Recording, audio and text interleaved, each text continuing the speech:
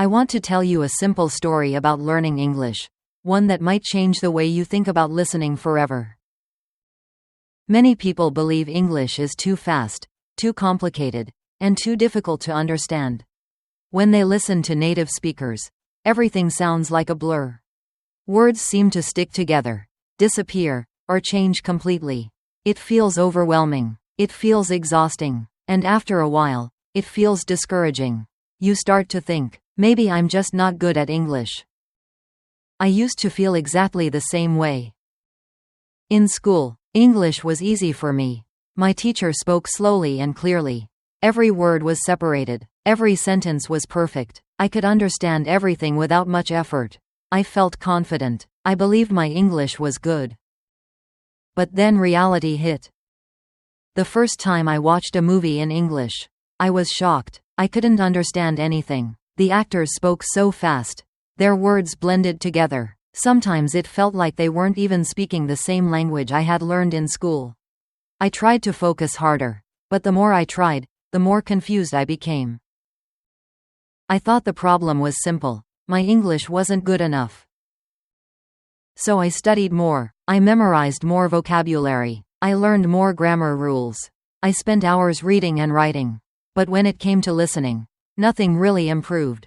Movies were still hard. Conversations were still confusing. I was stuck. Then one day, I learned something that completely changed my perspective.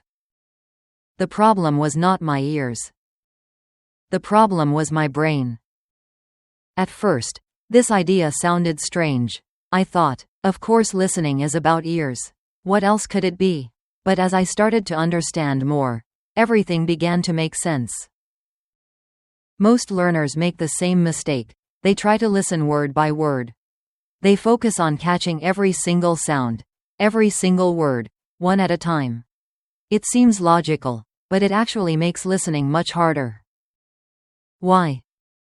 Because the brain cannot process language that way at natural speed. Imagine someone says a simple sentence, "The little boy with the yellow shirt is running to his mother." If you try to understand each word separately, your brain quickly becomes overloaded. By the time you reach the end of the sentence, you've already forgotten the beginning. It's like trying to carry too many things at once. You drop everything. But there is a better way. Instead of listening word by word, we should listen in chunks. Chunks are groups of words that belong together and express a single idea. In that same sentence, instead of hearing 10 separate words, you hear two main chunks: the little boy with the yellow shirt, and is running to his mother. Now your brain only needs to process 2 ideas instead of 10 pieces of information. Suddenly, everything feels lighter and clearer. This simple shift makes a huge difference. When you train your brain to recognize chunks, listening becomes more natural.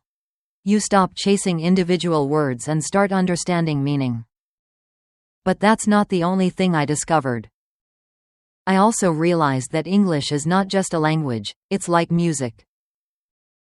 Every language has its own rhythm, but English has a very unique one. Some words are stressed, they are strong, clear, and easy to hear. Other words are weak, they are reduced, shortened, or even almost invisible. Native speakers naturally focus on important words and reduce the less important ones. For example, a sentence like, "Do you want to go?" often becomes, "Do you want to go?" in real speech. If you expect every word to be clear and separate, you will feel lost. But if you understand the rhythm, you can still catch the meaning. This is why many learners struggle. They are trained to expect perfect, slow, textbook English. But real English is fast, connected, and full of reductions. Here's the interesting part.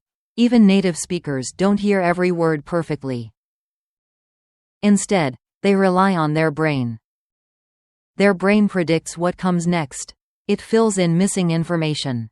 It uses context, patterns, and experience to understand meaning, even when the sound is unclear. This is a powerful insight. Listening is not a passive activity. You are not just receiving sound like a microphone. Your brain is actively working every second. It is grouping words into chunks, following rhythm, predicting the next idea, and filling in gaps. When your brain is trained well, something amazing happens. English stops feeling fast. Not because people speak slower, but because your brain processes faster. Think about learning to drive. At first, everything feels fast and stressful. You have to think about every small action. But after enough practice, everything becomes automatic. The same speed feels comfortable. Your brain has adapted. Listening works the same way.